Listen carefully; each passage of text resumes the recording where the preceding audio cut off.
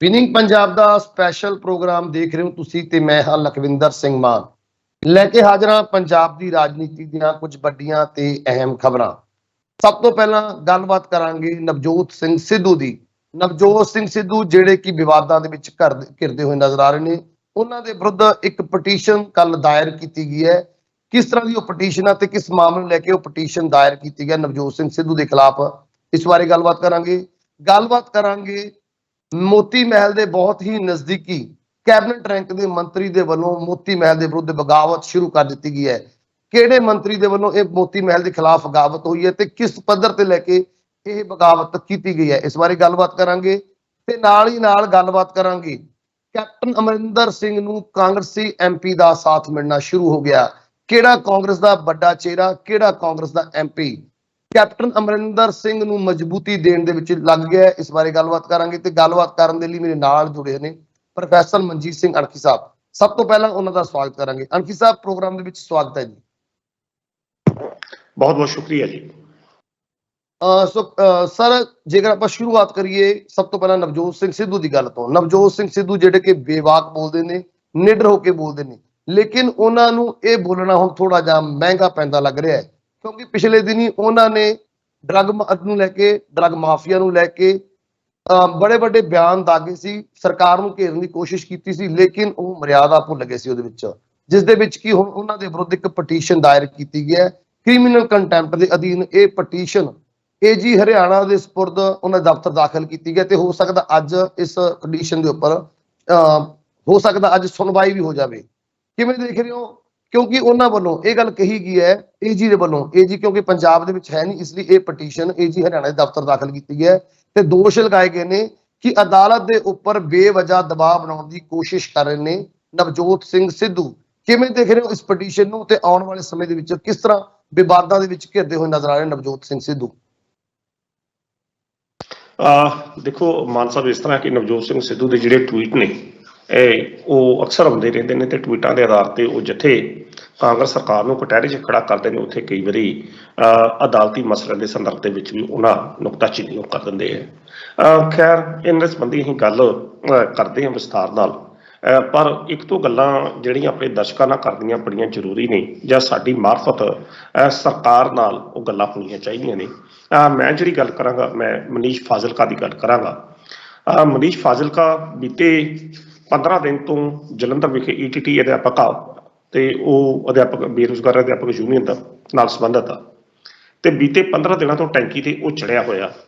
ਤਾਂ ਜਿਹੜੀ ਉਹਦੀ ਹਾਲਤ ਆ ਸਿਹਤ ਦੇ ਪੱਖੋਂ ਉਹ ਹੁਣ ਗੰਭੀਰ ਹੁੰਦੀ ਜਾ ਰਹੀ ਹੈ ਮਨੀਸ਼ ਫਾਜ਼ਿਲਕਾ ਦੀ। ਔਰ ਇਹਦੇ ਸੰਬੰਧੀ ਇਹ ਵੀ ਸੂਚਨਾਵਾਂ ਜਿਹੜੀਆਂ ਸਾਡੇ ਤੱਕ ਪਹੁੰਚੀਆਂ ਨੇ ਕਿ ਉਸਦੇ ਫੇਫੜਿਆਂ 'ਚ ਵੀ ਪਾਣੀ ਭਰ ਰਿਹਾ ਜਾਂ ਕੁਝ ਵੀ ਇਸ ਤਰ੍ਹਾਂ ਦੀਆਂ ਗੰਭੀਰ ਸਮੱਸਿਆਵਾਂ ਦਾ ਉਹਨੂੰ ਸਾਹਮਣਾ ਕਰਨਾ ਪੈ ਰਿਹਾ। ਤੇ ਦੂਜੇ ਪਾਸੇ ਦਿਲਚਸਪ ਗੱਲ ਇਹ ਆ ਕਿ ਪਟਿਆਲਾ ਵਿਖੇ ਹੀ ਜਿਹੜੇ ਆਪਣੇ ਸਿੱਖਿਆ ਮੰਤਰੀ ਸਰਦਾਰ ਪ੍ਰਗਟ ਸਿੰਘ ਹੋਣਾ ਦਾ ਨਿੱਜੀ ਰਿਹਾਇਸ਼ ਆ, ਪਰ ਅਜੇ ਤੱਕ ਨਾ ਤਾਂ ਪ੍ਰਗਟ ਸਿੰਘ ਹੋਣਾ ਵੱਲੋਂ ਉਸ ਯੂਨੀਅਨ ਦੇ ਨਾਲ ਮਨੀਸ਼ ਫਾਜ਼ਿਲਕਾ ਦੇ ਨਾਲ ਜਾ ਕੇ ਕੋਈ ਗੱਲਬਾਤ ਕੀਤੀ ਗਈ ਹੈ, ਉਸਨੂੰ ਥੱਲੇ ਲਾਉਣ ਵੱਲੋਂ ਯਤਨ ਕੀਤਾ ਗਿਆ ਤੇ ਨਾ ਹੀ ਕੋਈ ਸਰਕਾਰੀ ਪੱਧਰ ਤੇ ਜਾਂ ਜ਼ਿਲ੍ਹਾ ਪ੍ਰਸ਼ਾਸਨ ਦਾ ਕੋਈ ਅਧਿਕਾਰੀ ਉੱਥੋਂ ਤੱਕ ਪਹੁੰਚਿਆ। ਇਹ ਕੱਲ ਖਬਰਾਂ ਇਹ ਵੀ ਸੀ ਕਿ ਕੁਝ ਅਧਿਆਪਕ ਜਿਹੜੇ ਬੇਰੁਜ਼ਗਾਰ ਅਧਿਆਪਕ ਨੇ ਉਹਨਾਂ ਨੇ ਪ੍ਰਗਟ ਸਿੰਘ ਦੇ ਘਰ ਜਾ ਕੇ ਧਰਨਾ ਜਿਹੜਾ ਉਹਦੇ ਅੰਦਰ ਜਾ ਕੇ ਧਰਨਾ ਲਾਇਆ। ਉਹ ਬੇਸ਼ੱਕ ਗਲਤ ਇੱਕ ਕਾਰਵਾਈ ਆ, ਪਰ ਇਸ ਸਭ ਦੇ ਬਾਵਜੂਦ ਸਰਕਾਰ ਨੂੰ ਇਹ ਚਾਹੀਦਾ ਕਿ ਮਨੀਸ਼ ਫਾਜ਼ਿਲਕਾ ਵਰਗੇ ਬੰਦੇ ਜਿਹੜੇ ਬੀਤੇ 15-20 ਦਿਨਾਂ ਤੋਂ ਟੈਂਕੀਆਂ ਤੇ ਚੜੇ ਆ, ਉਹਨਾਂ ਦੀ ਗੱਲ ਸੁਣੀ ਜਾਵੇ। ਰਾਤੀ ਇੱਕ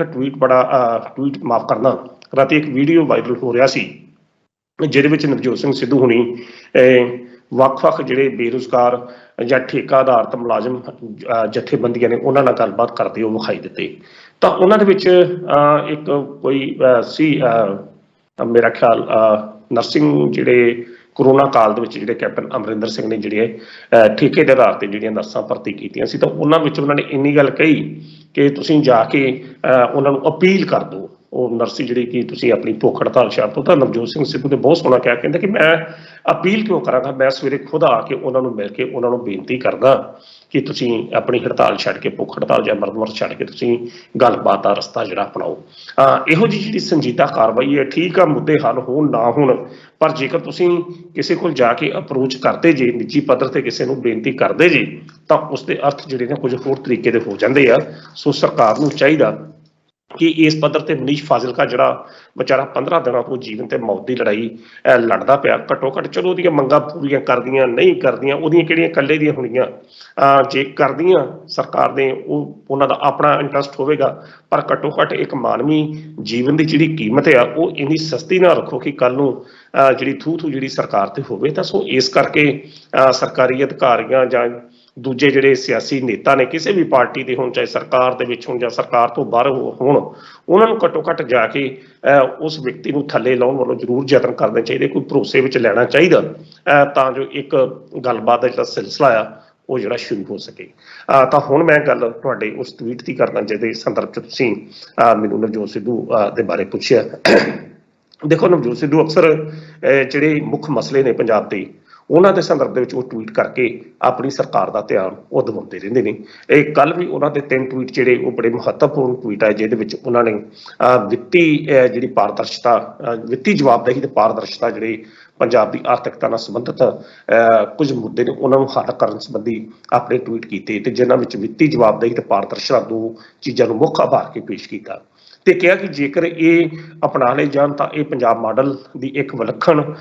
ਜਿਹੜੀ ਸ਼ੈਲੀ ਹੋਵੇਗੀ ਜਾਂ ਇੱਕ ਵਿਲੱਖਣ ਤੱਤ ਹੋਵੇਗਾ, ਜਿਹਦੇ ਆਧਾਰ ਤੇ ਕੋਈ ਬੰਦਾ ਇੰਨੀ ਗੱਲ ਨਹੀਂ ਕਹੇਗਾ ਕਿ ਪੰਜਾਬ ਦਾ ਖਜ਼ਾਨਾ ਖਾਲੀ ਹੈ, ਪੰਜਾਬ ਦਾ ਖਜ਼ਾਨਾ ਫਿਰ ਭਰਿਆ ਰਹੇਗਾ। ਤੇ ਨਾਲ ਹੀ ਉਹਨਾਂ ਨੇ ਇਹ ਗੱਲ ਕਹੀ, ਆਪਣੇ ਟਵੀਟ ਕੱਲ੍ਹ ਦੇ ਟਵੀਟ ਦੀ ਗੱਲ ਕਰਨ ਲੱਗਾ ਕਿ ਨਾਲ ਹੀ ਉਹਨਾਂ ਨੇ ਇਹ ਗੱਲ ਕਹੀ ਕਿ ਜੇਕਰ ਇਸ ਤਰ੍ਹਾਂ ਹੁੰਦਾ ਤੇ ਇਹ ਸਰਕਾਰੀ ਜਿਹੜੇ ਐਲਾਨ ਨੇ ਐਲਾਨ ਨਾ ਕੀਤੇ ਜਾਣ, ਕਿਉਂਕਿ ਪੰਜਾਬ ਨੇ 2022 ਤੱਕ ਹੀ ਨਹੀਂ ਜੀਣਾ, ਪੰਜਾਬ ਨੇ ਉਸ ਤੋਂ ਬਾਅਦ ਵੀ ਵਿਚਰਨਾ ਆ। ਤਾਂ ਸੋ ਪੰਜਾਬ ਵਿੱਚ ਕਲਿਆਣਕਾਰੀ ਸਥਿਤੀਆਂ ਬਣਾਉਣ ਵਾਸਤੇ ਜ਼ਰੂਰੀ ਆ ਇੱਕ ਨਿਰਧਾਰਤ ਜਿਹੜੀ ਆ ਪਾਲਿਸੀ ਜਿਹੜੀ ਆ ਵਿੱਤ ਨਾਲ ਸੰਬੰਧਿਤ, ਖਜ਼ਾਨੇ ਨਾਲ ਸੰਬੰਧਿਤ ਬਣਾਈ ਜਾਵੇ ਤਾਂ ਜੋ ਪੰਜਾਬ ਇੱਕ ਕਲਿਆਣਕਾਰੀ ਰਾਜ ਬਣ ਸਕੇ। ਇਹ ਤੇ ਹੋ ਗਈ ਕੱਲ੍ਹ ਦੇ ਟਵੀਟਸ ਦੀ ਗੱਲ, ਜਿਹਦੇ ਵਿੱਚ ਉਹਨਾਂ ਨੇ ਚੰਨੀ ਸਰਕਾਰ ਨੂੰ ਤੇ ਖਜ਼ਾਨਾ ਮੰਤਰੀ ਨੂੰ ਸਿੱਧੇ ਤੌਰ ਤੇ ਘੇਰਿਆ। ਹੁਣ ਮੈਂ ਤੁਹਾਡੇ ਉਸ ਜਿਹੜੀ ਕੰਪਲੇਂਟ ਜਿਹੜੀ ਉਹਨਾਂ ਦੇ ਵਿਰੁੱਧ ਹਰਿਆਣਾ ਏਜੀ ਕੋਲ ਗਈ ਆ ਉਹਦੇ ਸੰਬੰਧ 'ਚ ਗੱਲ ਕਰਦਾ। ਪਰਮਪ੍ਰੀਤ ਸਿੰਘ ਵਕੀਲ ਪਰਮਪ੍ਰੀਤ ਸਿੰਘ ਬਾਜਵਾ ਐਡਵੋਕੇਟ ਨੇ, ਜਿਨ੍ਹਾਂ ਨੇ ਨਵਜੋਤ ਸਿੰਘ ਸਿੱਧੂ ਦੇ ਖਿਲਾਫ ਇੱਕ ਪਟੀਸ਼ਨ ਦਾਇਰ ਕੀਤੀ ਹੈ ਕਿ ਉਹ ਟਵੀਟ ਡਰੱਗ ਕੇਸਾਂ ਦੇ ਮਸਲੇ ਦੇ ਵਿੱਚ ਟਵੀਟ ਕਰਕੇ ਅਦਾਲਤ ਦੇ ਕੰਮਾਂ ਦੇ ਵਿੱਚ ਇੱਕ ਦਖਲ ਅੰਦਾਜ਼ੀ ਜਿਹੜੀ ਆ ਉਹ ਕਰਦੇ ਪਏ ਨੇ, ਔਰ ਉਹਦੇ ਨਾਲ ਕਈ ਜਾਣਕਾਰੀਆਂ ਉਹ ਪਹਿਲਾਂ ਹੀ ਪੇਸ਼ ਕਰ ਦਿੰਦੇ ਨੇ ਕਿ ਜਿਹੜੀਆਂ ਅਜੇ ਅਦਾਲਤ ਦੀ ਕਾਰਵਾਈ ਵਿਚਾਰ ਅਧੀਨ ਹੁੰਦੀਆਂ ਨੇ, ਤੇ ਇਹਦੇ ਨਾਲ ਉਹਨਾਂ ਕੇਸਾਂ ਦੇ ਵਿੱਚ ਜਿਹੜੀ ਸਥਿਤੀ ਹੈ ਉਹ ਕਮਜ਼ੋਰ ਹੁੰਦੀ ਹੈ। ਤਾਂ ਉਹਦੇ ਸੰਬੰਧੀ ਇੱਕ ਨਿਰਧਾਰਤ ਕੰਟੈਂਪਟ ਜਿਹੜੀ ਆ ਉਹ ਉਹਦੇ ਵੱਲੋਂ ਪਾ ਦਿੱਤੀ ਗਈ ਆ ਆਪਣੇ ਨਵਜੋਤ ਸਿੰਘ ਸਿੱਧੂ ਹੋਣਾ ਵੱਲੋਂ। ਹੁਣ ਪਾਈ ਉਹਨਾਂ ਨੇ ਹਰਿਆਣਾ ਏਜੀ ਕੋਲ ਆ, ਕਿਉਂਕਿ ਪੰਜਾਬ ਵਿੱਚ ਜਿਹੜੇ ਅਜੇ ਏਜੀ ਦੀ ਅਪਾਇੰਟਮੈਂਟ ਨਿਯੁਕਤੀ ਜਿਹੜੀ ਨਹੀਂ ਹੋਈ। ਦੇਖੋ, ਇਹ ਇੱਕ ਕਾਨੂੰਨੀ ਦਾਅ ਪੇਚ ਦੇ ਮਸਲੇ ਨੇ। ਨਵਜੋਤ ਸਿੰਘ ਸਿੱਧੂ ਜਦੋਂ ਗੱਲ ਕਰਦਾ ਉਹ ਨਾ ਤਾਂ ਕਾਨੂੰਨੀ ਦਾਅ ਪੇਚਾਂ ਤੋਂ ਡਰ ਕੇ ਗੱਲ ਕਰਦਾ, ਨਾ ਹੀ ਉਹ ਆਪਣੀ ਕੁਰਸੀ ਤੋਂ ਡਰ ਕੇ ਗੱਲ ਕਰਦਾ ਕਿ ਕੁਰਸੀ ਚਲੇ ਜਾਂਦੇ ਡਰ ਤੋਂ ਗੱਲ ਕਰਦਾ, ਤੇ ਨਾ ਹੀ ਉਹ ਪਾਰਟੀ ਦੀਆਂ ਹੱਦਾਂ ਵਿੱਚ ਬੈਠ ਕੇ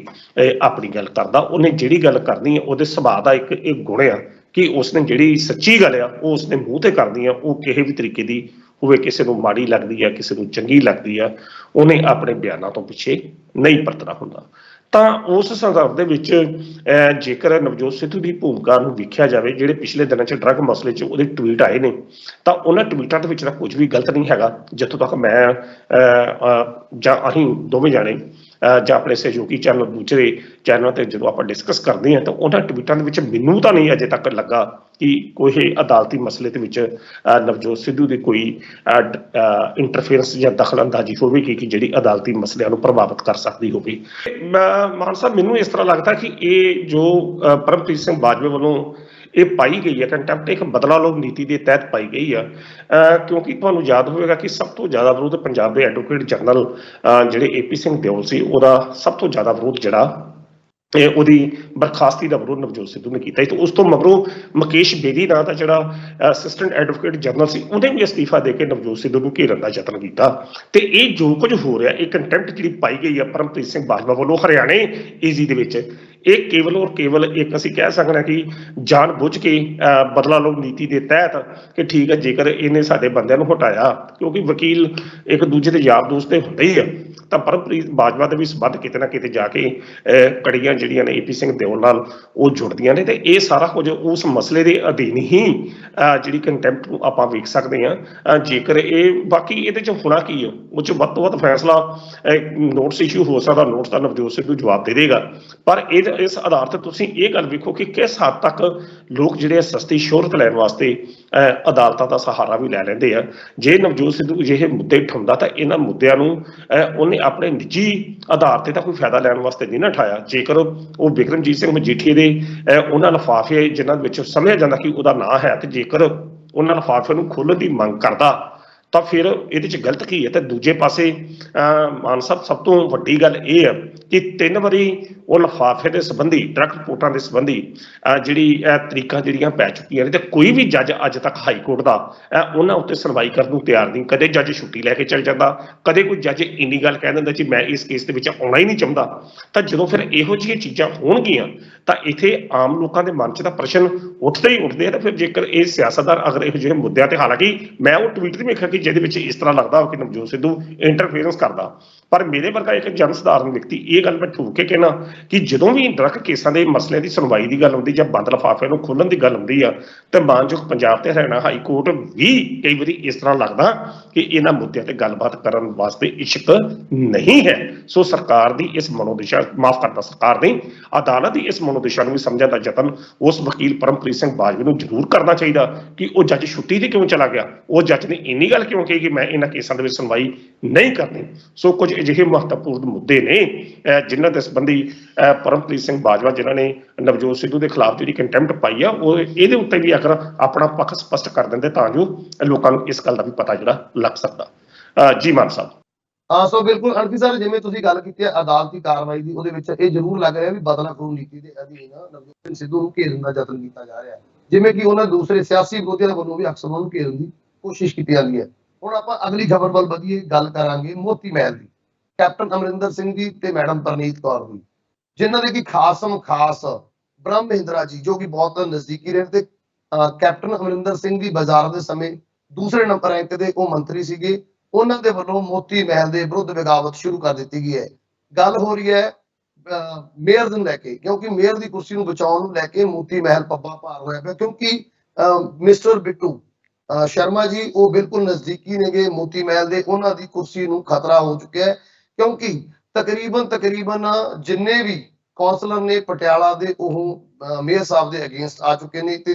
ਉਹਨਾਂ ਨੇ ਸਾਈਨ ਵੀ ਕਰ ਦਿੱਤੇ ਨੇ, ਤੇ ਇਹਦੀ ਲੀਡ ਕਰ ਰਹੇ ਨੇ ਬ੍ਰਹਮ ਮਹਿੰਦਰਾ ਜੀ। ਬ੍ਰਹਮ ਮਹਿੰਦਰਾ ਜੀ ਮੋਤੀ ਮਹਿਲ ਨੂੰ ਬਿੱਟੂ ਦੇ ਅਧੀਨ ਘੇਰਨ ਦੀ ਕੋਸ਼ਿਸ਼ ਕਰ ਰਹੇ ਨੇ, ਚਾਹੇ ਮਸਲਾ ਬਿੱਟੂ ਸਾਹਿਬ ਦੀ ਕੁਰਸੀ ਦਾ, ਮੇਅਰ ਦੀ ਕੁਰਸੀ ਦਾ, ਲੇਕਿਨ ਸਿੱਧਮ ਸਿੱਧੀ ਬਗਾਵਤ ਬ੍ਰਹਮ ਮਹਿੰਦਰਾ ਨੇ, ਜੋ ਕਿ ਕੈਪਟਨ ਸਾਹਿਬ ਦੇ ਤੇ ਪਰਨੀਤ ਕੌਰ ਦੇ ਬਹੁਤ ਨਜ਼ਦੀਕੀ ਸੀ, ਉਹਨਾਂ ਦੇ ਵੱਲੋਂ ਮੋਤੀ ਮਹਿਲ ਦੇ ਵਿਰੁੱਧ ਬਗਾਵਤ ਸ਼ੁਰੂ ਕਰ ਦਿੱਤੀ ਹੈ। ਕਿਵੇਂ ਦੇਖ ਰਹੇ ਹੋ ਇਸ ਬਗਾਵਤ ਨੂੰ, ਮੋਤੀ ਮਹਿਲ ਨੂੰ? ਕੀ ਇਹ ਹਾਈ ਕਮਾਨ ਦੀ ਕੋਈ ਸਾਜ਼ਿਸ਼ ਹੈ ਜਾਂ ਬ੍ਰਹਮ ਮਹਿੰਦਰਾ ਆਪਣੇ ਤੌਰ ਤੇ ਆਪਣਾ ਕੱਦ ਵਧਾਉਣ ਦੀ ਕੋਸ਼ਿਸ਼ ਕਰ ਰਹੇ ਨੇ? ਕਿਵੇਂ ਦੇਖ ਰਹੇ ਹੋ ਬ੍ਰਹਮ ਮਹਿੰਦਰਾ ਦੀ ਇਸ ਕਦਮ ਨੂੰ? ਦੇਖੋ ਮਾਨ ਸਾਹਿਬ, ਰਾਜਨੀਤੀ ਦੇ ਵਿੱਚ ਕੋਈ ਵੀ ਸਹਾ ਨਹੀਂ ਹੁੰਦਾ, ਕੋਈ ਵੀ ਦੁਸ਼ਮਣ ਸਥਾਈ ਨਹੀਂ ਹੁੰਦਾ, ਤੇ ਕੋਈ ਮਿੱਤਰ ਪੱਕਾ ਨਹੀਂ ਹੁੰਦਾ। ਇਹ ਗੱਲ ਜਿਹੜੀ ਬ੍ਰਹਮ ਮਹਿੰਦਰਾ ਦੇ ਸੰਦਰਭ ਜਿਹੜਾ ਪ੍ਰਸੰਗ ਚ ਵਿਖੀ, ਤੇ ਇਹ ਗੱਲ ਸਹੀ ਸਿੱਧ ਮਹਿਸੂਸ ਹੁੰਦੀ ਹੈ। ਤੁਹਾਨੂੰ ਯਾਦ ਹੋਵੇਗਾ ਕਿ ਬ੍ਰਹਮ ਮਹਿੰਦਰਾ ਕਿਸੇ ਸਮੇਂ ਕੈਪਟਨ ਅਮਰਿੰਦਰ ਸਿੰਘ ਦੇ ਤਰਲੇ ਵਿਰੋਧੀ ਜਿਹੜੇ ਉਹ ਸਮਝੇ ਜਾਂਦੇ ਸੀ, ਤਰਲੇ ਵਿਰੋਧੀ ਮੰਨੇ ਜਾਂਦੇ ਸੀ, ਪਰ ਫਿਰ ਇੱਕ ਸਮਾਂ ਇਹ ਆਇਆ ਕਿ ਜਦੋਂ ਬ੍ਰਹਮ ਮਹਿੰਦਰਾ ਕੈਪਟਨ ਅਮਰਿੰਦਰ ਸਿੰਘ ਹੋਰਾਂ ਦੇ ਨਾਲ ਪੂਰਨ ਤੌਰ ਤੇ ਜੁੜ ਗਏ, ਫਿਰ ਇਸ ਤਰ੍ਹਾਂ ਜੁੜੇ ਕਿ ਇੱਕ ਤਗੜੇ ਕੱਟੜ ਸਮਰਥਕ ਦੇ ਰੂਪ ਦੇ ਵਿੱਚ ਉਹ ਸਾਹਮਣੇ ਆਏ। ਉਹ ਜਿੰਨੀਆਂ ਪਾਵਰਾਂ ਕੈਪਟਨ ਅਮਰਿੰਦਰ ਸਿੰਘ ਦੀ ਸ਼ਖਸੀਅਤ ਤੇ ਬ੍ਰਹਮ ਮਹਿੰਦਰੇ ਨੇ ਮਾਨੀਆਂ, ਤਾਕਤਾਂ ਜਿਹੜਾ ਤਾਕਤਾਂ ਦਾ ਲਿੰਕ ਬਾਨਿਆ, ਮੇਰਾ ਨਹੀਂ ਖਿਆਲ ਕਿਸੇ ਹੋਰ ਨੇਤਾ ਨੇ ਮੰਨਿਆ ਹੋਵੇ। ਤੇ ਤੁਹਾਨੂੰ ਇਹ ਵੀ ਯਾਦ ਹੋਏਗਾ ਕਿ ਜਦੋਂ ਨਵਜੋਤ ਸਿੰਘ ਸਿੱਧੂ ਪੰਜਾਬ ਪ੍ਰਦੇਸ਼ ਕਾਂਗਰਸ ਕਮੇਟੀ ਦੇ ਪ੍ਰਧਾਨ ਬਣ ਕੇ ਆਏ ਤਾਂ ਇਹੋ ਬ੍ਰਹਮ ਮਹਿੰਦਰਾ ਸੀ, ਇਹਨੇ ਇੰਨੀ ਗੱਲ ਸਾਫ਼ ਇਨਕਾਰ ਕਰਤਾ ਸੀ ਕਿ ਮੈਂ ਨਵਜੋਤ ਸਿੰਘ ਸਿੱਧੂ ਨੂੰ ਉਹਨਾਂ ਚਿਰ ਨਹੀਂ ਮਿਲਣਾ ਜਿੰਨਾ ਚਿਰ ਇਹ ਕੈਪਟਨ ਅਮਰਿੰਦਰ ਸਿੰਘ ਹੋਰਾਂ ਨੂੰ ਮਿਲਣਾ ਨਹੀਂ ਚਾਹੁੰਦਾ। ਉਸ ਵਕਤ ਬ੍ਰਹਮ ਮਹਿੰਦਰਾ ਨੇ ਆਪਣੀ ਵਫਾਦਾਰੀ ਦਾ ਉਹ ਸਬੂਤ ਦਿੱਤਾ, ਇੱਕ ਕੱਟੜ ਸਮਰਥਕ ਦਾ ਤੇ ਲੱਗਦਾ ਸੀ ਕਿ ਸ਼ਾਇਦ ਬ੍ਰਹਮ ਮਹਿੰਦਰਾ ਤੋਂ ਵੱਧ ਵਫਾਦਾਰੀ ਦੀ ਆਵਾਜ਼ ਲਿਖਣ ਵਾਲਾ ਕੋਈ ਵਿਅਕਤੀ ਹੀ ਨਹੀਂ ਹੈ। ਪਰ ਸਿਆਸਤ ਵਿੱਚ ਕੋਈ ਵੀ, ਤੁਹਾਨੂੰ ਜਿਸ ਤਰ੍ਹਾਂ ਪਹਿਲਾਂ ਦੱਸਿਆ ਕਿ ਕੋਈ ਵੀ ਦੁਸ਼ਮਣ, ਕੋਈ ਵੀ ਦੋਸਤ ਸਥਾਈ ਜਾਂ ਸਦੀਵੀ ਨਹੀਂ ਹੁੰਦਾ, ਇਹੋ ਬ੍ਰਹਮ ਮਹਿੰਦਰਾ ਸੀ ਜਿਹਨੇ ਇਹ ਮਿੰਟ ਦੇ ਵਿੱਚ ਜਦੋਂ ਸਰਕਾਰ ਬਣੀ ਤਾਂ ਜਦੋਂ ਇਹ ਆਪਣੇ ਚਰਨਜੀਤ ਸਿੰਘ ਚੰਨੀ ਹੋਰਾਂ ਦੀ ਸਰਕਾਰ ਆਈ ਤਾਂ ਇਹਨਾਂ ਨੂੰ ਕੁਦਰਤੀ ਤੌਰ ਤੇ ਜਦੋਂ ਅਹੁਦਾ ਬਖਸ਼ ਦਿੱਤਾ ਗਿਆ, ਸਰਕਾਰ ਦੇ ਵਿੱਚ ਲੈ ਲਿਆ ਗਿਆ, ਤਾਂ ਇਹੋ ਬ੍ਰਹਮ ਮਹਿੰਦਰਾ ਹੁਣ ਕੈਪਟਨ ਅਮਰਿੰਦਰ ਸਿੰਘ ਹੋਰਾਂ ਦੇ ਖਿਲਾਫ ਚੱਲਦੇ ਨਜ਼ਰ ਆ ਰਹੇ ਆ। ਹੁਣ ਇਸ਼ੂ ਜਿਹੜਾ ਆ ਉਹ ਆਪਣੇ ਮਾਫ ਕਰਨਾ ਪਟਿਆਲਾ ਦੇ ਬਿੱਟੂ ਮੇਅਰ ਨਾਲ ਸੰਬੰਧਿਤ ਆ, ਜਿਹਦੇ ਵਾਸਤੇ 29 ਕਾਉਂਸਲਰ ਜਿਹੜੇ ਨੇ ਪੂਰਨ ਤੌਰ ਤੇ ਉਸ ਦੀ ਬਰਖਾਸਤਗੀ ਦੀ ਮੰਗ ਕਰਦੇ ਪਏ ਆ। ਜਦੋਂ ਕਿ ਕੈਪਟਨ ਧੜਾ ਜਿਹੜਾ ਹੈ ਮੋਤੀ ਮਹਿਲ ਔਰ ਮਹਾਰਾਣੀ ਮਾਫ ਕਰਨਾ ਪ੍ਰਨੀਤ ਕੌਰ ਲੋਕ ਸਭਾ ਮੈਂਬਰ ਜਿਹੜੇ ਨੇ ਹਰ ਸੂਰਤ ਦੇ ਵਿੱਚ ਮੇਅਰ ਦੀ ਕੁਰਸੀ ਨੂੰ ਬਚਾਉਣ ਵਿੱਚ ਲੱਗੇ ਹੋਏ ਨੇ। ਐਕਚੁਅਲੀ ਇਹ ਜਿਹੜੀ ਅਸਲ 'ਚ ਦੇਖਿਆ ਜਾਵੇ ਤਾਂ ਇਹ ਲੜਾਈ ਜਿਹੜੀ ਆ ਹੁਣ ਇਹ ਬਿੱਟੂ ਨੂੰ ਬਦਲਣ ਦੀ ਨਹੀਂ ਰਹਿ ਗਈ। ਇਹ ਲੜਾਈ ਅਸਲ ਵਿੱਚ ਅਸੀਂ ਕਹਿ ਸਕਦੇ ਹਾਂ ਕੈਪਟਨ ਵਰਸਸ ਕਾਂਗਰਸ ਪਾਰਟੀ ਜਿਹੜੀ ਹੈ ਉਹ ਬਣ ਚੁੱਕੀ ਹੈ, ਕਿਉਂਕਿ ਕਾਂਗਰਸ ਪਾਰਟੀ ਜੇਕਰ ਬਿੱਟੂ ਨੂੰ ਹੀ ਮੇਅਰ ਰਹਿਣ ਦਿੰਦੀ ਹੈ, ਹਾਲਾਂਕਿ ਬਿੱਟੂ ਵੱਲੋਂ ਅਜੇ ਤੱਕ ਆਪਣੇ ਆਪ ਨੂੰ ਇਹ ਸਾਬਤ ਕੀਤਾ ਜਾਂਦਾ ਰਿਹਾ ਕਿ ਮੈਂ ਕਾਂਗਰਸ ਦਾ ਹੀ ਖੇਮੇ 'ਚ, ਹਾਲਾਂਕਿ ਉਹ ਹੈ ਵੀ ਕਾਂਗਰਸ ਦੇ ਖੇਮੇ 'ਚੋਂ ਹੀ ਆ, ਤੇ ਉਹਨਾਂ ਵੱਲੋਂ ਇਹ ਸ਼ੋਅ ਕੀਤਾ ਜਾ ਰਿਹਾ ਕਿ ਮੈਂ ਕਾਂਗਰਸ ਪਾਰਟੀ ਦਾ ਵਫਾਦਾਰ ਸਿਪਾਹੀ ਹਾਂ। ਪਰ ਦੂਜੇ ਪਾਸੇ ਜਿਹੜੀਆਂ ਉਸ ਦੀਆਂ ਨਜ਼ਦੀਕੀਆਂ ਕੈਪਟਨ ਅਮਰਿੰਦਰ ਸਿੰਘ ਜਾਂ ਮੋਤੀ ਮਹਿਲ ਦੇ ਨਾਲ ਹਨ, ਉਹ ਜਿਹੜੇ ਦੂਜੇ ਕਾਂਗਰਸੀ ਵਰਕਰ ਨੇ ਜਾਂ ਸਮਰਥਕ ਨੇ ਉਹਨਾਂ ਜਾਂ ਕਾਉਂਸਲਰ ਨੇ, ਉਹਨਾਂ ਦੀਆਂ ਅੱਖਾਂ 'ਚ ਇਹ ਨਜ਼ਦੀਕੀਆਂ ਰਟਕਦੀਆਂ ਨੇ। ਤਾਂ ਇਸ ਗੱਲ ਨੂੰ ਲੈ ਕੇ ਮੇਅਰ ਨੂੰ ਹਟਾਉਣ ਨੂੰ ਲੈ ਕੇ ਇੱਕ ਮੁਹਿੰਮ ਜਿਹੜੀ ਆ ਉਹ ਸ਼ੁਰੂ ਹੋਈ ਆ, ਤਾਂ ਉਸ ਮੁਹਿੰਮ ਦੇ ਵਿੱਚ ਬ੍ਰਹਮ ਮਹਿੰਦਰਾ ਦਾ ਆਸ਼ੀਰਵਾਦ ਵੀ ਉਹਨਾਂ ਕਾਉਂਸਲਰਾਂ ਨੂੰ ਪ੍ਰਾਪਤ ਹੈਗਾ। ਗਾਹੇ ਬਗਾਹੇ ਪੰਜਾਬ ਪ੍ਰਦੇਸ਼ ਕਾਂਗਰਸ ਕਮੇਟੀ ਦੇ ਵੀ ਹੋ ਸਕਦਾ, ਤੇ ਦੂਜੇ ਪਾਸੇ ਲੋਕ ਸਭਾ ਮੈਂਬਰ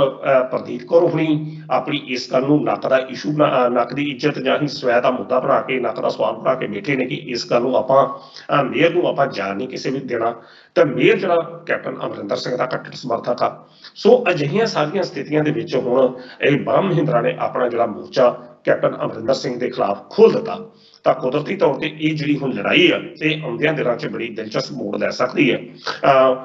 ਕਿਉਂਕਿ ਦਿਲਚਸਪ ਮੋੜ ਇਸ ਕਰਕੇ ਲੈ ਸਕਦੀ ਬ੍ਰਹਮ ਮਹਿੰਦਰਾ ਨੂੰ ਇਸ ਵੇਲੇ ਚਰਨਜੀਤ ਸਿੰਘ ਚੰਨੀ ਸਰਕਾਰ ਦੇ ਵਿੱਚ ਮਹੱਤਵਪੂਰਨ ਅਹੁਦੇ ਜਿਹੜੇ ਪ੍ਰਾਪਤ ਨੇ, ਤੇ ਬਕਾਇਦਾ ਤੌਰ ਤੇ ਆਸ਼ੀਰਵਾਦ ਵੀ ਉਹਨਾਂ ਨੂੰ ਚੰਨੀ ਸਰਕਾਰ ਦਾ ਪ੍ਰਾਪਤ ਆ। ਤੇ ਇਹੋ ਹੀ ਸਮਾਂ ਹੈ ਕਿ ਜਦੋਂ ਪਟਿਆਲਾ ਦੇ ਵਿੱਚ ਬ੍ਰਹਮ ਮਹਿੰਦਰਾ ਦਾ ਆਪਣਾ ਵਜੂਦ ਜਿਹੜਾ ਉਹ ਤਾਂ ਹੋ ਸਕਦਾ ਜਿਹੜੇ ਹਲਕੇ ਤੋਂ ਸੀਟ ਲੜਦੇ ਨੇ। ਤਾਂ ਇਸ ਕਰਕੇ ਆਉਂਦਿਆਂ ਦਿਨਾਂ ਦੇ ਵਿੱਚ ਇਹ ਇੱਕ ਗੱਲ ਯਕੀਨਨ ਕਹੀ ਜਾ ਸਕਦੀ ਹੈ ਕਿ ਜਿਹੜਾ ਬਿੱਟੂ ਹੈ ਉਸਦਾ ਜਿਹੜਾ ਜਾਣਾ ਯਕੀਨਨ ਤੌਰ ਤੇ ਤੈਅ ਮੰਨਿਆ ਜਾ ਸਕਦਾ ਹੈ। ਜੀ ਜੀ ਮਾਨ ਸਾਹਿਬ। ਬਿਲਕੁਲ ਸਰ, ਬਿਲਕੁਲ ਜੇਕਰ ਹੁਣ ਆਪਾਂ ਬਿੱਟੂ ਦੀ ਗੱਲ ਕਰੀਏ, ਜਿਵੇਂ ਤੁਸੀਂ ਕਿਹਾ ਵੀ ਸੀ ਕਿ ਉਹ ਹੈ ਕੱਟੜ ਕਾਂਗਰਸੀ ਨੇਗੇ, ਲੇਕਿਨ ਦੂਸਰੇ ਪਾਸੇ ਗੱਲ ਕਰੀਏ ਉਹ ਕੱਟੜ ਸਮਰਥਕ ਮਹਾਰਾਣੀ ਪ੍ਰਨੀਤ ਕੌਰ ਜਾਂ ਕੈਪਟਨ ਅਮਰਿੰਦਰ ਸਿੰਘ ਨੇ ਜੋ ਵੱਖ-ਵੱਖ ਟਾਈਮ ਤੇ ਉਹ ਦੱਸਦੇ ਗਏ ਨੇ, ਜਿਵੇਂ ਕਿ ਪਿੱਛੇ ਹਰੀਸ਼ ਚੌਧਰੀ ਜੀ ਨੇ ਤੇ ਮੀਟਿੰਗ ਕੀਤੀ ਸੀ ਪਟਿਆਲਾ ਦੇ ਵਿੱਚ ਕਾਂਗਰਸ ਦੇ ਨਾਲ, ਉੱਥੋਂ ਨਿਰਧਾਰਤ ਰਹੇ ਸੀ। ਤੇ ਬਾਕੀ ਹੋਰਡਿੰਗ ਦਾ ਮਸਲਾ ਵੀ ਆਇਆ ਸੀ, ਜਦੋਂ ਦੀਵਾਲੀ ਦੇ ਵੇਲੇ ਉਹਨੇ ਹੋਰਡਿੰਗ ਦੇ ਉੱਪਰ ਸਿਰਫ ਔਰ ਸਿਰਫ ਕੈਪਟਨ ਅਮਰਿੰਦਰ ਸਿੰਘ ਦੀ ਫੋਟੋ ਲਾਈ ਸੀ, ਨਾ ਕਿ ਸੀਐਮ ਚੰਨੀ ਜੀ ਪੰਜਾਬ ਸਰਕਾਰ ਦੀ ਕੋਈ ਗੱਲਬਾਤ ਨਹੀਂ ਕੀਤੀ ਸੀ। ਸੋ ਉਮੀਦ ਲੱਗ ਰਹੀ ਹੈ ਵੀ ਚੰਨੀ ਸਾਹਿਬ ਇਸ ਵਾਰੀ ਜ਼ਰੂਰ ਸੋਚਣਗੇ ਤੇ ਆਉਣ ਵਾਲੇ ਦਿਨਾਂ ਵਿੱਚ ਮੇਅਰ ਦੀ ਕੁਰਸੀ ਜਾ ਸਕਦੀ ਹੈ। ਹੁਣ ਜਿੱਥੇ ਇੱਕ ਪਾਸੇ ਪਟਿਆਲਾ ਦੇ ਵਿੱਚ ਮੋਤੀ ਮਹਿਲ ਦਾ ਜਾਂ ਖਾਸ ਤੌਰ ਤੇ ਆਪਾਂ ਗੱਲ ਕਰੀ ਕੈਪਟਨ ਅਮਰਿੰਦਰ ਸਿੰਘ ਦਾ ਵਿਰੋਧ ਹੋ ਰਿਹਾ ਹੈ ਕਾਂਗਰਸੀਆਂ ਦੇ ਵੱਲੋਂ, ਉੱਥੋਂ ਹੀ ਕਾਂਗਰਸ ਦੇ MP ਦੇ ਵੱਲੋਂ ਯਾਨੀ ਕਿ ਮਹਾਰਾਣੀ ਪ੍ਰਨੀਤ ਕੌਰ ਦੇ ਵੱਲੋਂ ਵੱਡਾ ਸਮਰਥਨ ਮਿਲਦਾ ਹੋਇਆ ਨਜ਼ਰ ਆ ਰਿਹਾ ਕੈਪਟਨ ਅਮਰਿੰਦਰ ਸਿੰਘ ਨੂੰ। ਮਹਾਰਾਣੀ ਪ੍ਰਨੀਤ ਕੌਰ ਖੁੱਲ ਕੇ ਕੈਪਟਨ ਅਮਰਿੰਦਰ ਸਿੰਘ ਦੇ ਖੇਮੇ ਵਿੱਚ ਜਾਣ ਦੀ ਤਿਆਰੀ ਵਿੱਚ ਨੇ, ਭਾਵੇਂ ਕਿ ਅਜੇ ਤੱਕ ਉਹਨਾਂ ਨੇ ਕਾਂਗਰਸ ਨਹੀਂ ਛੱਡੀ, ਲੇਕਿਨ ਉਹਨਾਂ ਨੇ ਉਹ ਕਾਂਗਰਸੀ ਵਰਕਰ ਜਿਹੜੇ ਕਿ ਕੈਪਟਨ ਖੇਮੇ ਦੇ ਉਹਨਾਂ ਦੇ ਨਾਲ ਮੀਟਿੰਗਾਂ ਦਾ ਦੌਰ ਵਧਾਇਆ ਹੈ। ਤੇ ਨਾਲ ਹੀ ਨਾਲ ਮੈਂ ਤੁਹਾਨੂੰ ਦੱਸ ਦਵਾਂ ਕਿ ਉਹਨਾਂ ਨੇ ਕੁਝ ਆਪਣੇ ਸਮਰਥਕਾਂ ਨੂੰ ਨਾਲ ਲੈ ਕੇ ਸਿਸਵਾ ਫਾਰਮ ਦੇ ਵਿੱਚ ਕੈਪਟਨ ਅਮਰਿੰਦਰ ਸਿੰਘ ਦੇ ਨਾਲ ਇੱਕ ਮੀਟਿੰਗ ਵੀ ਕੀਤੀ ਹੈ। ਕਿਵੇਂ ਦੇਖ ਰਹੇ ਹੋ ਕਿ ਆਉਣ ਵਾਲੇ ਸਮੇਂ ਦੇ ਵਿੱਚ ਮਹਾਰਾਣੀ ਪ੍ਰਨੀਤ ਕੌਰ ਦਾ ਰੁਖ ਰਵੱਈਆ ਕਿਸ ਤਰ੍ਹਾਂ ਦਾ ਰਹੇਗਾ? ਉਹ ਕਾਂਗਰਸ ਖੇਮੇ ਵਿੱਚ ਰਹਿਣਗੇ ਜਾਂ ਫਿਰ ਕੈਪਟਨ ਦੀ ਨਵੀਂ ਪਾਰਟੀ ਨੂੰ ਜੁਆਇਨ ਕਰਕੇ ਕੈਪਟਨ ਦੇ ਨਾਲ ਚਲੇ ਜਾਣਗੇ? ਕਿਵੇਂ ਦੇਖ ਰਹੇ ਹੋ ਆਉਣ ਵਾਲੀਆਂ ਪ੍ਰਸਥਿਤੀਆਂ? ਦੇਖੋ ਮਾਨ ਸਾਹਿਬ, ਜਿਹੜਾ ਆਉਣ ਵਾਲਾ ਸਮਾਂ ਹੈ ਉਹ ਸਮੇਂ ਦੇ ਵਿੱਚ ਮਹਾਰਾਣੀ ਪ੍ਰਨੀਤ ਕੌਰ ਦੀ ਜਿਹੜੀ ਭੂਮਿਕਾ ਆ ਇਹ ਵਿਸ਼ੇਸ਼ ਤੌਰ ਤੇ ਧਿਆਨ ਦੀ ਮੰਗ ਜਿਹੜਾ ਕਰਦੀ ਹੈ, ਕਿਉਂਕਿ ਅਜੇ ਤੱਕ ਪ੍ਰਨੀਤ ਕੌਰ ਹੋਣਾ ਨੇ ਕਾਂਗਰਸ ਪਾਰਟੀ ਨੂੰ ਛੱਡਿਆ ਨਹੀਂ। ਉਹ ਹਮੇਸ਼ਾ ਉਹ ਕਹਿੰਦੇ ਰਹੇ ਨੇ ਕਿ ਮੈਂ ਕਾਂਗਰਸ ਪਾਰਟੀ ਦੇ ਵਿੱਚ ਹੀ ਰਹਾਂਗੀ। ਔਰ ਦੂਸਰੇ ਪਾਸੇ ਜਿਸ ਤਰੀਕੇ ਨਾਲ ਬਿੱਟੂ ਨੂੰ ਲੈ ਕੇ ਉਹ ਲੜਾਈ ਲੜਦੇ ਪਏ ਨੇ ਤੇ ਕੈਪਟਨ ਅਮਰਿੰਦਰ ਸਿੰਘ ਦੇ ਹੱਕ ਵਿੱਚ ਖੜੇ ਨਜ਼ਰ ਆ ਰਹੇ ਨੇ, ਤਾਂ ਆਉਂਦਿਆਂ ਕੁਝ ਦਿਨਾਂ ਦੇ ਵਿੱਚ ਇਹ ਇੱਕ ਜੇਕਰ ਬਿੱਟੂ ਨੂੰ ਲੈ ਕੇ ਕਾਂਗਰਸ ਪਾਰਟੀ ਇੱਕ ਤਗੜਾ ਝਟਕਾ ਜਿਹੜਾ ਉਹ ਕੈਪਟਨ ਅਮਰਿੰਦਰ ਸਿੰਘ ਨੂੰ ਦਿੰਦੀ ਹੈ, ਤਾਂ ਕੁਦਰਤੀ ਤੌਰ ਤੇ ਫਿਰ ਪ੍ਰਨੀਤ ਕੌਰ ਹੁਣੀ ਜਿਹੜੇ ਨੇ ਉਹ ਕਾਂਗਰਸ ਛੱਡ ਕੇ ਕਾਂਗਰਸ ਛੱਡ ਕੇ ਕੈਪਟਨ ਅਮਰਿੰਦਰ ਸਿੰਘ ਹੋਣਾ ਨਾਲ ਜਾਣ ਨੂੰ ਮਜਬੂਰ ਦਿਖਾਈ ਦਿੱਤੇ ਜਾ ਸਕਦੇ ਨੇ, ਕਿਉਂਕਿ ਸਥਿਤੀਆਂ ਇਹ ਹਨ। ਕਿਉਂਕਿ ਕੈਪਟਨ ਅਮਰਿੰਦਰ ਸਿੰਘ ਹੋਣਾ ਵੱਲੋਂ ਪਿੱਛੇ ਇਹ ਗੱਲਾਂ ਚੱਲਦੀਆਂ ਪਈਆਂ ਸਨ ਕਿ ਕਾਂਗਰਸ ਹਾਈਕਮਾਨ ਉਹਨਾਂ ਨੂੰ ਮਨਾ ਸਕਦੀ ਹੈ ਜਾਂ ਉਹਨਾਂ ਦੀ ਮੁਲਾਕਾਤ ਜਿਹੜੀ ਹੋ ਸਕਦੀ ਹੈ, ਪਰ ਉਸ ਤੋਂ ਅਗਲੇ ਦਿਨ ਇਹ ਬਿਆਨ ਆ ਗਿਆ ਕੈਪਟਨ ਅਮਰਿੰਦਰ ਸਿੰਘ ਦਾ ਕਿ ਹੁਣ ਬੜੀ ਦੇਰ ਹੋ ਚੁੱਕੀ ਹੈ, ਹੁਣ ਮੈਂ ਵਾਪਸ ਨਹੀਂ ਮੁੜਦਾ। ਸੋ ਅਜਿਹੀਆਂ ਸਥਿਤੀਆਂ ਦੇ ਵਿੱਚ ਕੈਪਟਨ ਅਮਰਿੰਦਰ ਸਿੰਘ ਹੁਣੀ ਜਿੱਦਾਂ ਦਾ ਅੜੀਅਲ ਸੁਭਾਅ ਜਾਂ ਜਿੱਦੀ ਸੁਭਾਅ ਆ, ਉਸ ਸੁਭਾਅ ਦੇ ਅੰਤਰਗਤ ਉਹ ਹੁਣ ਆਪਣੀ ਗੱਲ ਵਾਪਸ ਤਾਂ ਜਾਣਾ ਨਹੀਂ ਹੈ। ਤਾਂ ਮਹਾਰਾਣੀ ਪ੍ਰਨੀਤ ਕੌਰ ਮਾਤਾ ਪ੍ਰਨੀਤ ਕੌਰ ਲੋਕ ਸਭਾ ਸੰਸਦ ਵਾਸਤੇ ਇਹ ਬੜੀ ਇੱਕ ਸਥਿਤੀ ਧਰਮ ਸੰਕਟ ਦੀ ਸਥਿਤੀ ਆ ਕਿ ਉਹ ਕਾਂਗਰਸ ਪਾਰਟੀ 'ਚ ਰਵੇ ਤੇ ਜਾਂ ਕਾਂਗਰਸ ਪਾਰਟੀ ਨੂੰ ਛੱਡ ਕੇ ਆਪਣੇ ਪਤੀ ਦੇ ਨਾਲ ਉਹਨਾਂ ਦੀ ਪਾਰਟੀ ਦੇ ਵਿੱਚ ਜਾਵੇ। ਸੋ ਬਾਕੀ ਇਹੋ ਜਿਹੇ ਇਸ ਧਰਮ ਸੰਕਟ ਦਾ ਜਵਾਬ ਤਾਂ ਚਲੋ ਪ੍ਰਨੀਤ ਕੌਰ ਹੁਣੀ ਹੀ ਦੇਣਗੇ, ਪਰ ਜਿਹੜੀਆਂ ਸਥਿਤੀਆਂ ਨੇ ਸਥਿਤੀਆਂ ਇਹੋ ਬਣਦੀਆਂ ਕਿ ਜੇਕਰ ਬਿੱਟੂ ਨੂੰ ਝਟਕਾ ਦਿੱਤਾ ਜਾਂਦਾ ਤਾਂ ਉਹ ਝਟਕਾ ਅਸਲ ਵਿੱਚ ਲੋਕ ਸਭਾ ਮੈਂਬਰ ਪ੍ਰਨੀਤ ਕੌਰ ਤੇ ਕੈਪਟਨ ਅਮਰਿੰਦਰ ਸਿੰਘ ਹੋਣਾ ਨੂੰ ਹੋਵੇਗਾ। ਤਾਂ ਜੇਕਰ ਇਹ ਝਟਕਾ ਮਿਲਦਾ ਤਾਂ ਉਸ ਤੋਂ ਮਗਰੋਂ ਪ੍ਰਨੀਤ ਕੌਰ ਹੋਣੀ ਜ਼ਰੂਰੀ ਆ ਕਿ ਉਹ ਫਿਰ ਪਾਰਟੀ ਕਾਂਗਰਸ ਪਾਰਟੀ ਛੱਡ ਕੇ ਕੈਪਟਨ ਅਮਰਿੰਦਰ ਸਿੰਘ ਹੋਣਾ ਨਾਲ ਹੀ ਖਲੋਤੇ ਨਜ਼ਰ ਆ ਸਕਦੇ ਨੇ, ਕਿਉਂਕਿ ਅਜੇ ਤੱਕ ਤਾਂ ਕੈਪਟਨ ਅਮਰਿੰਦਰ ਸਿੰਘ ਹੋਣਾ ਦੀ ਪਾਰਟੀ ਵੀ ਜਿਹੜੀ ਰਜਿਸਟਰਡ ਨਹੀਂ ਹੋਈ। ਤਾਂ ਕੀ ਪਤਾ ਇਸੇ ਚੱਕਰ ਦੇ ਵਿੱਚ ਉਹ ਵੇਟ ਕਰ ਰਹੇ ਨੇ ਕਿ ਜਦੋਂ ਲੋਕ ਇਲੈਕਸ਼ਨ ਕਮਿਸ਼ਨ ਜਿਹੜਾ ਆ ਉਹ ਇਸ ਪਾਰਟੀ ਨੂੰ ਰਜਿਸਟਰ ਕਰਤਾ, ਕੈਪਟਨ ਅਮਰਿੰਦਰ ਸਿੰਘ ਹੋਣਾ ਵੱਲੋਂ ਪਾਰਟੀ ਦਾ ਸੰਗਠਨ ਜਿਹੜਾ ਢਾਂਚਾ ਸੰਗਠਨਾਤਮਕ ਢਾਂਚਾ ਉਸ ਨੂੰ ਤਿਆਰ ਕੀਤਾ ਜਾਂਦਾ, ਤਾਂ ਫਿਰ ਅਜਿਹੀ ਹਾਲਾਤ ਦੇ ਵਿੱਚ ਹੋ ਸਕਦਾ ਕਿ ਫਿਰ ਉਹ ਪ੍ਰਦੀਪ ਕੌਰ ਹੋਣੀ ਨਹੀਂ ਕੈਪਟਨ ਹੋਣ ਦੇ ਨਾਲ ਚਲੇ ਜਾਣ। ਇਹ ਵੈਸੇ ਲਗਭਗ ਜ਼ਿਆਦਾ ਯਕੀਨਨ ਤੈਅ, ਪਰ ਸਭ ਕੁਝ ਇਹ ਜਿਹੜਾ ਦਿਖਾਈ ਦੇਗਾ ਇਹ ਬਿੱਟੂ ਜਿਹੜੇ ਮੇਅਰ ਆ ਉਸ ਦੀ ਦਰਖਾਸਤੀ ਦੇ ਨਾਲ ਜੁੜਿਆ। ਜੇ ਬਿੱਟੂ ਜਾਂਦਾ ਉਹਦੀ ਕੁਰਸੀ ਜਾਂਦੀ ਆ ਫਿਰ ਪ੍ਰਨੀਤ ਕੌਰ ਹੋਣੀ ਕਾਂਗਰਸ ਨੂੰ ਛੱਡਣਗੇ ਔਰ ਕੈਪਟਨ ਅਮਰਿੰਦਰ ਸਿੰਘ ਹੋਣਾ ਨਾਲ ਖਲੋਤੇ ਨਜ਼ਰ ਆਉਣਗੇ। ਜੀ ਮਾਨ ਸਾਹਿਬ। ਸੋਲੰਕੀ ਸਾਹਿਬ, ਤੁਸੀਂ ਸਾਡੇ ਨਾਲ ਗੱਲਬਾਤ ਕਰਨ ਦੇ ਲਈ ਜੁੜੇ ਉਹਦੇ ਲਈ ਤੁਹਾਡਾ ਬਹੁਤ ਬਹੁਤ ਧੰਨਵਾਦ। ਬਹੁਤ ਬਹੁਤ ਸ਼ੁਕਰੀਆ ਜੀ। ਸੋ ਇਸ ਸਨ ਪ੍ਰੋਫੈਸਰ ਮਨਜੀਤ ਸਿੰਘ ਅਣਖੀ ਸਾਹਿਬ, ਜਿਨ੍ਹਾਂ ਨੇ ਪੰਜਾਬ ਦੀਆਂ ਇਹਨਾਂ ਅਹਿਮ ਖਬਰਾਂ ਦਾ ਵਿਸ਼ਲੇਸ਼ਣ ਬੜੀ ਵਿਸਥਾਰ ਦੇ ਨਾਲ ਕੀਤਾ ਹੈ। ਸਾਨੂੰ ਉਮੀਦ ਹੈ ਸਾਡੇ ਦਰਸ਼ਕਾਂ ਨੂੰ ਪ੍ਰੋਫੈਸਰ ਅਣਖੀ ਦੁਆਰਾ ਕੀਤੀ ਹੋਈ ਚਰਚਾ ਜ਼ਰੂਰ ਪਸੰਦ ਹੋਵੇਗੀ। ਤੁਹਾਨੂੰ ਇਹ ਚਰਚਾ ਕਿਸ ਤਰ੍ਹਾਂ ਲੱਗੀ ਸਾਨੂੰ ਕਮੈਂਟ ਕਰਕੇ ਜ਼ਰੂਰ ਦੱਸਿਓ। ਅਗਲੇ ਪ੍ਰੋਗਰਾਮ ਦੇ ਵਿੱਚ ਕੁਝ ਪੰਜਾਬ ਦੀਆਂ ਅਹਿਮ ਖਬਰਾਂ ਦਾ ਕਰਾਂਗੇ ਫਿਰ ਤੋਂ ਵਿਸ਼ਲੇਸ਼ਣ। ਉਦੋਂ ਤੱਕ ਸਾਨੂੰ ਦਿਓ ਇਜਾਜ਼ਤ। ਧੰਨਵਾਦ।